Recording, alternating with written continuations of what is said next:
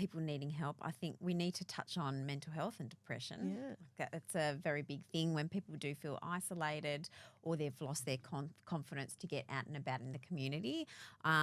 Symptoms of depression can be very, very real. Yeah, and it loved can ones. just look like being unmotivated. Yeah, absolutely. You know, watching the TV all the time. Yeah, you know, it's not always as obvious as crying.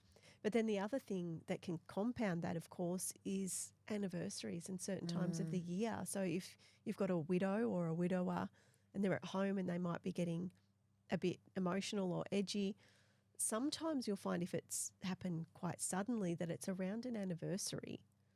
So it might be, you know, their lost loved one's birthday, or, you know, if they've had a child together years ago that passed away, there might be something underlying. And of course, you know, the common ones are things like Christmas, Easter, times that would be traditionally family times if they're missing someone or they're not able to maybe participate to the capacity that they would like to. Maybe, you know, in years gone by, they loved doing the Christmas lunch spread and they just don't have the capacity to do that anymore. So there might be grief that's not necessarily related to death. It might be grief in relation to their aging and their contribution